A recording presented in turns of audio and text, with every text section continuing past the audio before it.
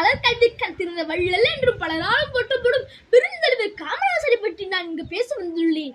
காமராசர் 1903 ஜூலை 15 விருதுநகரில் குமாரசாமி நாடாருக்கும் சிவகாமி அம்மையாருக்கும் மகனாக பிறந்தார். இவர் எளிய குடும்பத்தில் பிறந்தவர், ஆனாலும் ஏற்றம் பழகின்றவர். தனது 6 வயதிலே தந்தை இழந்தவர். பள்ளி படிப்பை தொடர முடியவில்லை. அதனால் தன் மாமாவின் துணிக்கடையில் வேலைக்கு சென்றார். பள்ளி படிப்பை தொடர முடியவில்லை என்றாலும் செய்தித்தாள் படிப்பதை வழக்கமாகிக் கொண்டிருந்தார்.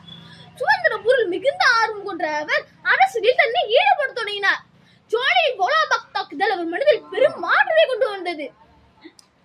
கர்ம வீரர் காமராஜர் என்றும் சிறப்பு சொல்லியிருக்காப்ப எதையும் செய்து காட்டக்கூடியவர். பள்ளி பருவம் தொட்டே விளையும் பயிர் மொழியிலேயே தெரியும் என்பதற்கேற்ப எதையும் செய்து காட்டக்கூடியவர்.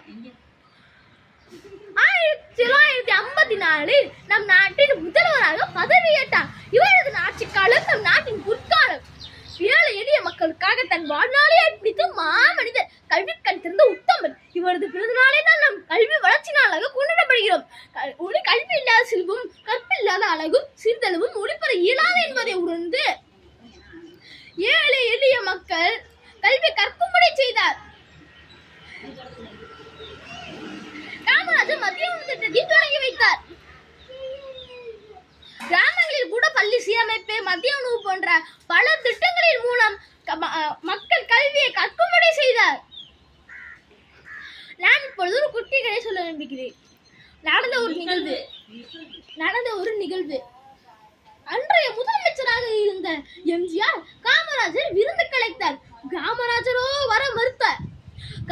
எம்ஜிஆர் பல தடவை அழைப்பு விடுத்தாலும் காமராஜர் வரவில்லை.